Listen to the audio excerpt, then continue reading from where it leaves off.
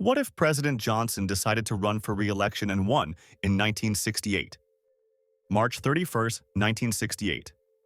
In our timeline, Lyndon B. Johnson stunned the nation by announcing he would not seek re-election. But in this one, the teleprompter read differently. The room was still tense, the war still raging, but LBJ didn't step back. He doubled down.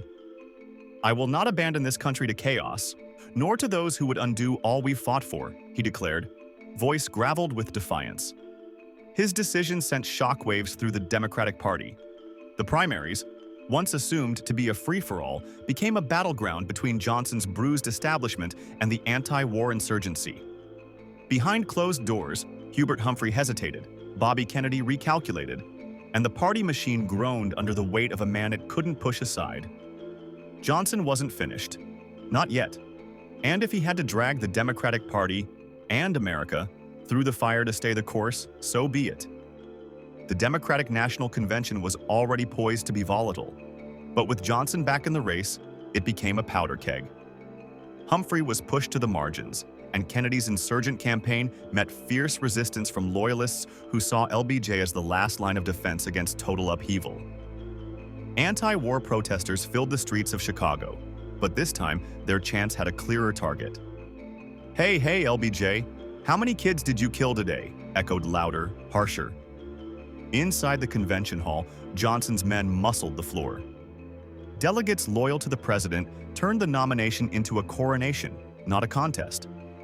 When Kennedy was assassinated in June, conspiracy theories flourished. The nomination wasn't stolen.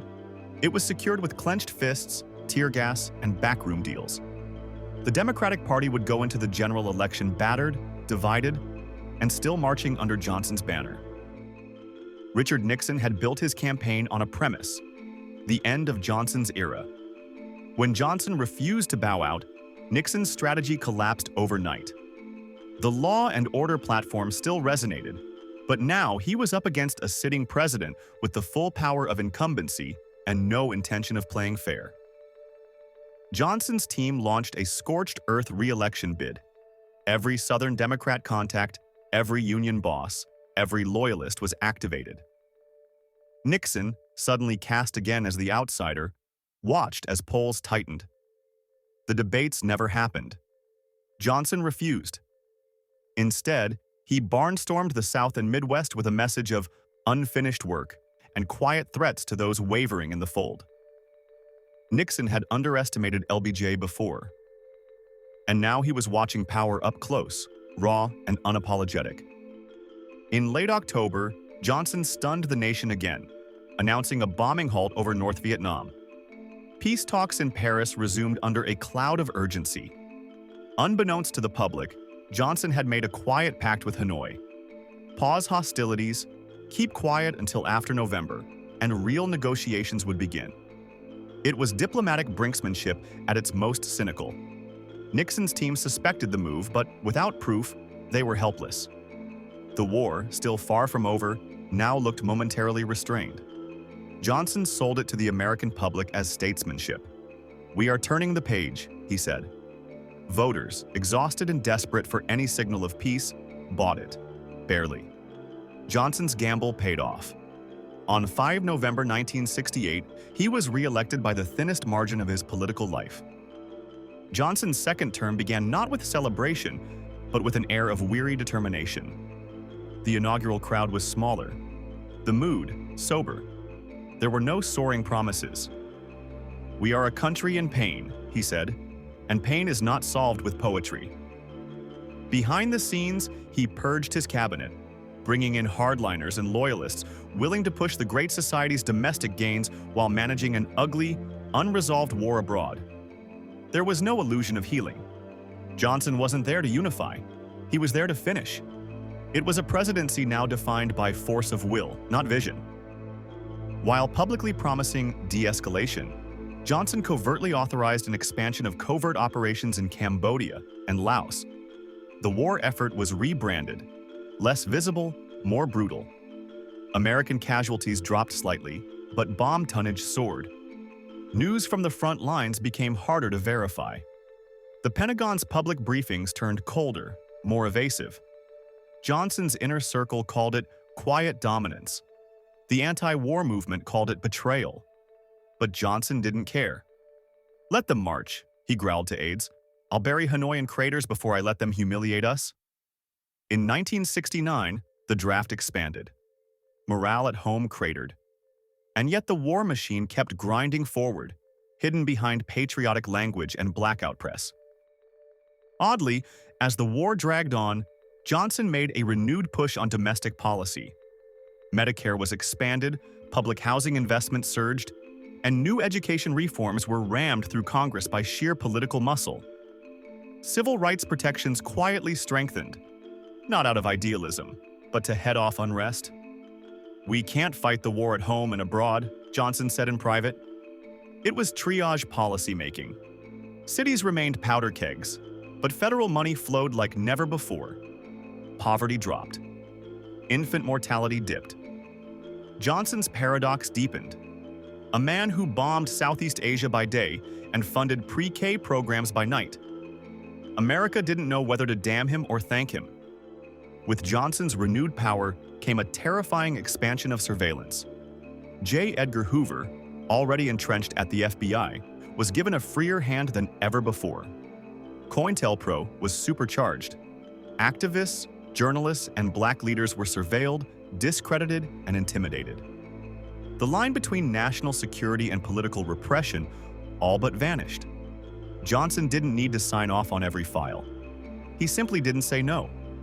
Martin Luther King's posthumous legacy was smeared further. New leaders like Fred Hampton and Angela Davis were targeted with chilling precision. America was watching itself through a dark mirror, and Johnson was holding the frame steady. By 1998, a full-scale financial clash had erupted between Buchanan's administration and the business elite. Buchanan's tariffs and trade barriers were hammering multinational profits. Wall Street, once comfortably Republican, turned adversarial. CEOs warned of long-term economic damage, but Buchanan welcomed the confrontation. He called corporate leaders globalist profiteers and accused them of selling out the American worker. Stock indexes wavered, foreign investment dried up, and the dollar fluctuated wildly.